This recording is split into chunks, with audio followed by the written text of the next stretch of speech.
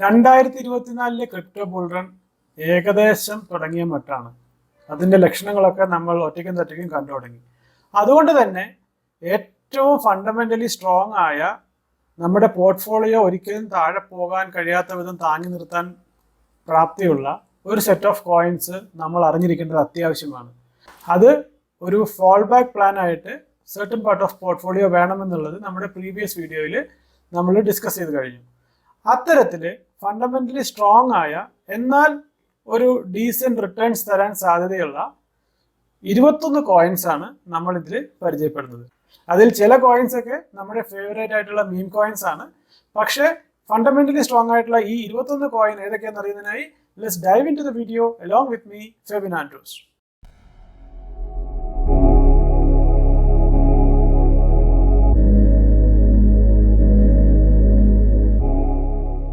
ഈ വീഡിയോയിൽ പറയുന്ന കാര്യങ്ങൾ തികച്ചും എഡ്യൂക്കേഷനും എൻ്റർടൈൻമെൻറ്റിനും വേണ്ടി മാത്രമുള്ളതാണ്. ക്രിപ്റ്റോ ഒരു അൺറെഗുലേറ്റഡ് അസറ്റ് ക്ലാസ് ആയതുകൊണ്ടും ഹൈലി വോളറ്റൈൽ ആൻഡ് റിസ്കി ആയതുകൊണ്ടും nothing in this video should be treated as a financial advice. ഇതിൽ പല കോയിനുകളും വളരെ സ്ട്രോങ് ആയിട്ടുള്ളതാണ്. അതുകൊണ്ട് തന്നെ ഭൂരിഭാഗം കോയിനുകളും കഴിഞ്ഞ ബുൾറണ്ണിൽ നല്ലൊരു റിട്ടേൺസ് തന്ന ശേഷം ബെയർ മാർക്കറ്റിൽ താഴ്ന്നു പോയവയുമാണ്. പറഞ്ഞു വരുന്നത് ഇതെല്ലാം ഒരു ബെയർ മാർക്കറ്റ് അതിജീവിച്ച കോയിനുകളാണ് ഭൂരിഭാഗവും. ഏതൊക്കെയാണെന്നുള്ളത് നമുക്ക് നോക്കാം.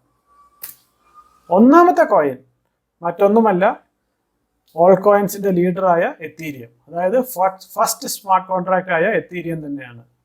ഇതിനെക്കുറിച്ച് പ്രത്യേകിച്ചൊരു ഇൻട്രൊഡക്ഷൻ്റെ ആവശ്യം ആർക്കുമില്ല.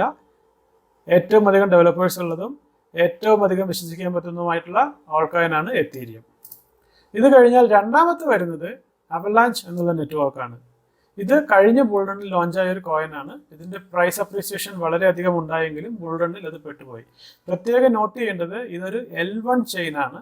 സോ ആദ്യത്തെ കുറച്ച് കോയിൻസ് നമ്മൾ സംസാരിക്കുന്നത് L1 ആണ്. So they are very very solid. മൂന്നാമത്തെ ടോക്കൺ പോൾക്ക ഡോട്ട് ആണ്. ഇതിൻ്റെ പ്രത്യേകത, ഇതിൻ്റെ സ്കെയിലബിലിറ്റിക്ക് വേണ്ടി ഇവർ പാരചെയിൻ എന്നുള്ള ഒരു കൺസെപ്റ്റ് ഇൻട്രൊഡ്യൂസ് ചെയ്തിട്ടുണ്ട്. ഇതിൻ്റെ ഫൗണ്ടർ എന്ന് പറയുന്നത് എത്തീരിയത്തിൻ്റെ കോ ഫൗണ്ടറായ ഗ്യാവിൻ വുഡ് ആണ്. അത് മാത്രമല്ല പല പല പ്രൊജക്റ്റുകളും ഇതിൻ്റെ സബ്സ്ട്രേറ്റ് എന്ന് പറയുന്ന കോർ എഞ്ചിനിലേക്ക് കണക്ട് ചെയ്യുന്നുണ്ട് സ്കെയിലബിലിറ്റിക്കും സെക്യൂരിറ്റിക്കും വേണ്ടിയിട്ട്. അതുകൊണ്ട് തന്നെ ഡോട്ടിന് നല്ലൊരു സാധ്യത നമുക്ക് കാണാൻ പറ്റും. അടുത്തതായി കാണുന്നത് അത്രയധികം പോപ്പുലാരിറ്റി ഇല്ലാത്ത എന്നാൽ ഇന്ത്യൻ ഒറിജിൻസ് ആയിട്ടുള്ള 2 പേര് ഡെവലപ്പ് ചെയ്തിട്ടുള്ള ഒരു L1 ബ്ലോക്ക് ചെയിൻ ആണ്. അതാണ് XDC. ഇതിൻ്റെ പ്രത്യേകത ഇതൊരു combination of private and public blockchain ആണെന്നുള്ളതാണ്. നമ്മൾ നേരത്തെ പറഞ്ഞതെല്ലാം പബ്ലിക് ബ്ലോക്ക് ചെയിനുകളാണ്. അതായത് അതിൽ നടക്കുന്ന ട്രാൻസാക്ഷൻസും ഡാറ്റയും എല്ലാം പബ്ലിക്കിന് വിസിബിൾ ആണ്. XDCയുടെ പ്രത്യേകത അതിൻ്റെ ഒരു ഭാഗം പ്രൈവറ്റ് ചെയിനും മറ്റു ഭാഗം പബ്ലിക് ചെയിനുമാണെന്നുള്ളതാണ്. അതായത് എന്റർപ്രൈസ് അഡോപ്ഷന് വളരെ സഹായിക്കുന്ന ഒരു ടോക്കണാണ് ഇത്.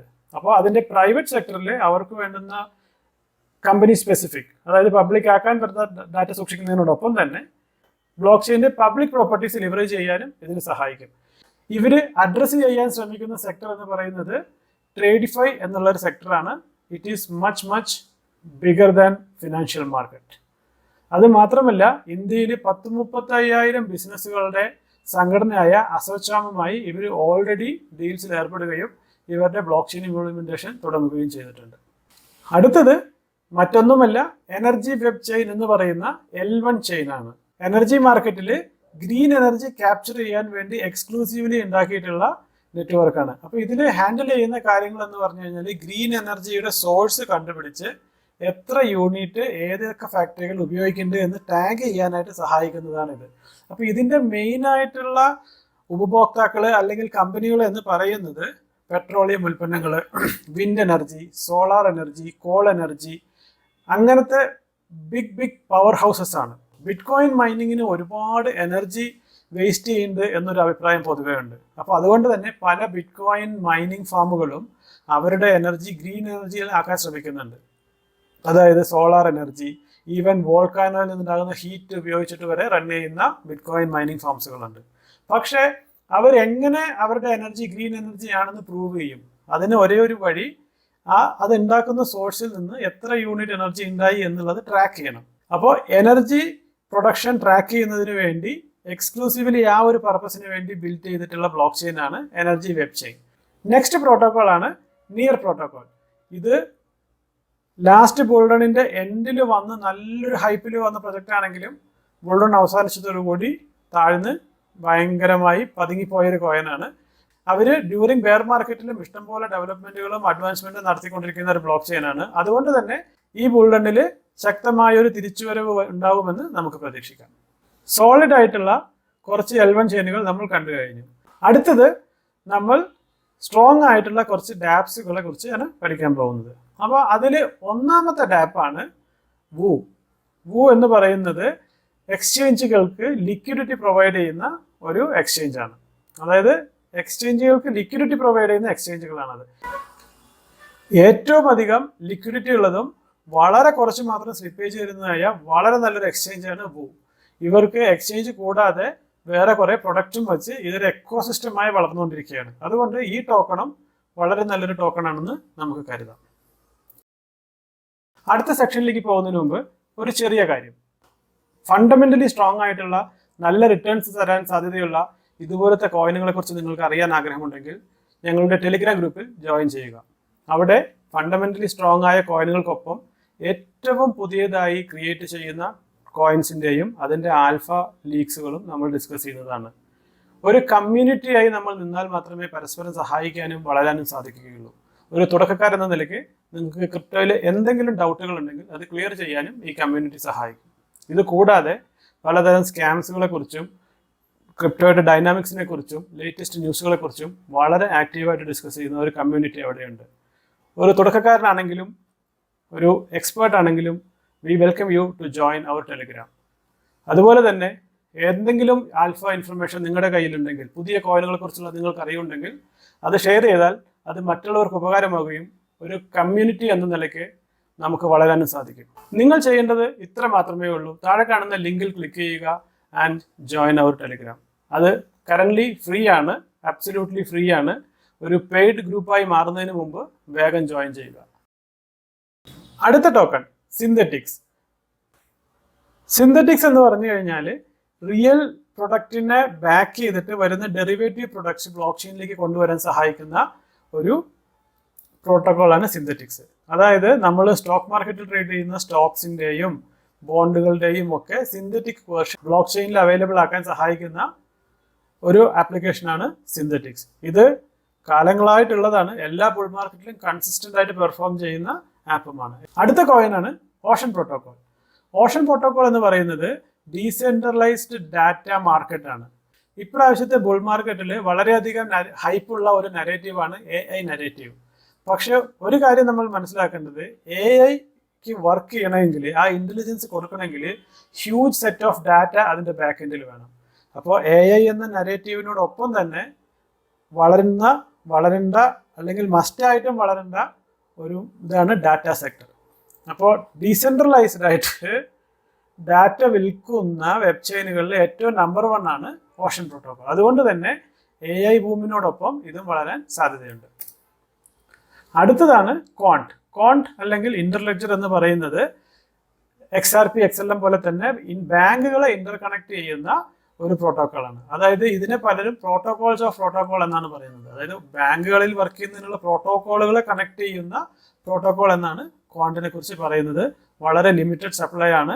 എല്ലാ ബുൾറണ്ണുകളിലും കൺസിസ്റ്റന്റ് ആയിട്ട് പെർഫോമൻസ് വരുന്ന ഒരു ടോക്കണാണ് ക്വാണ്ട്. അടുത്തത് ICP എന്ന് പറയുന്ന ഒരു പ്രോട്ടോക്കോളാണ്.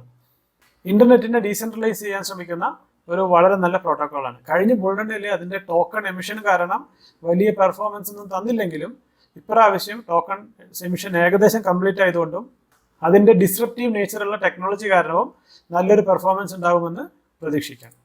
അടുത്ത ടോക്കണാണ് സിംഗുലാരിറ്റി നെറ്റ് അഥവാ AGI. AI രംഗത്ത് ഏറ്റവും ആദ്യം വരികയും ഏറ്റവും അധികം അഡ്വാൻസ്ഡ് ടെക്കുമുള്ള ക്രിപ്റ്റോയാണ് ഇത്. ഇത് ഏറ്റവും ആദ്യത്തെ ഹ്യൂമനോയിഡ് റോബോട്ടായ സോഫിയയുടെ ഫൗണ്ടറാണ് ഈ കമ്പനിയും ഫൗണ്ടർ ചെയ്തിരിക്കുന്നത്. അതുകൊണ്ട് AI സെക്ടറിന്റെ ബൂം വരുമ്പോൾ ഏറ്റവും ആദ്യം പൊങ്ങാൻ സാധ്യതയുള്ള കോയിനുകളിൽ ഒന്നാണ് ഇത്. അടുത്തത് മോർഫിയസ് നെറ്റ്വർക്കാണ്. പബ്ലിക് ബ്ലോക്ക് ചെയിനിലെ കമ്പനികളുടെ ഡാറ്റ ട്രാൻസ്ഫർ ചെയ്യുക എന്നുള്ളത് ഒരു ബുദ്ധിമുട്ടുള്ള കാര്യമാണ്. കാരണം ഡാറ്റ പബ്ലിക് ആണ്, എല്ലാവർക്കും അറിയാം. ആ പ്രശ്നം സോൾവ് ചെയ്യുന്നതിന് ബേസ് ലെജർ എന്ന ടെക്നോളജിയുമായി വന്ന് പബ്ലിക് ബ്ലോക്ക് ചെയിനിൽ എന്റർപ്രൈസ് അഡോപ്ഷൻ നടത്താൻ സഹായിക്കുന്ന കമ്പനികളിലെ ഒന്നാണ് മോർഫിയസ് നെറ്റ്വർക്ക്. ഇവർ അഡ്രസ്സ് ചെയ്യാൻ ഉദ്ദേശിക്കുന്ന മേഖല എന്ന് പറയുന്നത് ഷിപ്പിംഗ് പോർട്ടുകളും കാർഗോ ഷിപ്മെന്റ്സുകളുമാണ്. അതായത് പോർട്ടിലും ഷിപ്മെന്റിലും കാർഗോ മൂവ്മെന്റിലും ഉള്ള പേപ്പർ വർക്കുകൾ ഒഴിവാക്കി അത് മുഴുവൻ ബ്ലോക്ക് ചെയിനിൽ ട്രാൻസ്പെറൻ്റ് ആയി കാണിക്കുക എന്നുള്ള ഉദ്ദേശത്തോട് കൂടിയിട്ടുള്ള എന്റർപ്രൈസ് ലെവൽ സ്യൂട്ട് പ്രൊഡക്റ്റുകളാണ് ഇവരുടേത്. അടുത്ത ടോക്കൺ ഇതേ കാറ്റഗറിയിൽ പെട്ട എന്റർപ്രൈസ് ലെവൽ പ്രൊഡക്റ്റ് ഉണ്ടാക്കുന്ന വേറൊരു കമ്പനിയാണ്.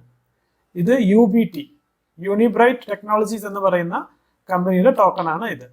ഇവരുടെ പ്രത്യേകത എന്താണെന്ന് വെച്ചാൽ SAPയുടെ ഉള്ളിലെ ഒരു കോർ മോഡ്യൂള് ഇവർ ഡീസെൻട്രലൈസ്ഡ് ചെയ്തു, ഓൾറെഡി ബ്ലോക്ക് ചെയിൻ ടെക്നോളജിയിലേക്ക് മാറ്റി. അപ്പോൾ അതായത് SAP ഇംപ്ലിമെന്റ് ചെയ്യാൻ ഉദ്ദേശിക്കുന്ന ഏതൊരു കമ്പനിക്കും ഇവരുടെ മോഡ്യൂൾ ഇംപ്ലിമെന്റ് ചെയ്യണമെങ്കിൽ ഈ ടോക്കൺ ലൈസൻസിങ് ആയിട്ട് മേടിക്കണം. അവരുടെ ലൈസൻസ് ഫീ മാർക്കറ്റ് ബൈ ചെയ്യണം. അതുകൊണ്ട് തന്നെ നല്ലൊരു ഡിമാൻഡ് ഉണ്ടാവാൻ സാധ്യതയുണ്ട്. ഇനി ഒരു ചെറിയ കാര്യം, ഇതുവരെയുള്ള കണ്ടന്റ് നിങ്ങൾക്ക് ഇഷ്ടമായെങ്കിൽ please like this video and subscribe to this channel. അതുപോലെ തന്നെ നിങ്ങളുടെ കൂട്ടുകാർക്കും അത് ഷെയർ ചെയ്ത് കൊടുക്കുക. ഒരുപാട് വ്യൂവേഴ്സ് ഉണ്ടെങ്കിൽ നല്ല നല്ല റിസർച്ച് നടത്താനും നല്ല നല്ല കണ്ടന്റ് ക്രിയേറ്റ് ചെയ്യാനും എനിക്കും ഒരു മോട്ടിവേഷൻ ഉണ്ടായുള്ളൂ. അതുകൊണ്ട് സഹകരിക്കുമെന്ന് പ്രതീക്ഷിക്കുന്നു.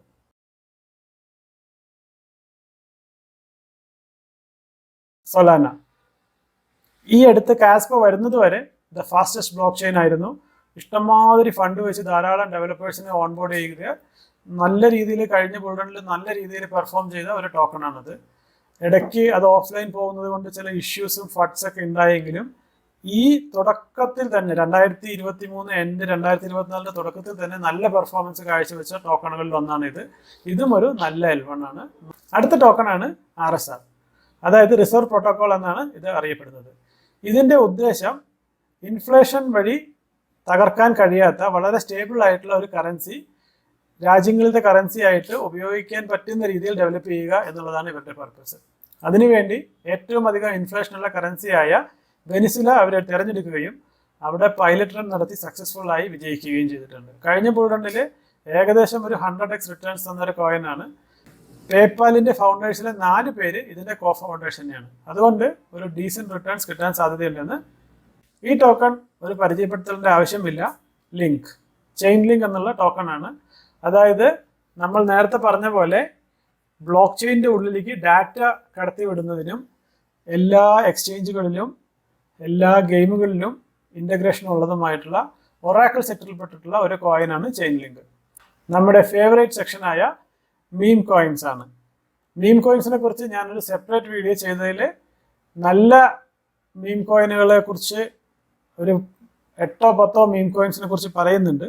പക്ഷേ ഇതൊരു പോർട്ട്ഫോളിയോ എന്നുള്ള നിലയ്ക്ക് ഒരു വളരെ ചെറിയൊരു പെർസെൻറ്റേജ് മീം കോയിൻസ് നമുക്ക് ആഡ് ചെയ്തിടാവുന്നതാണ്.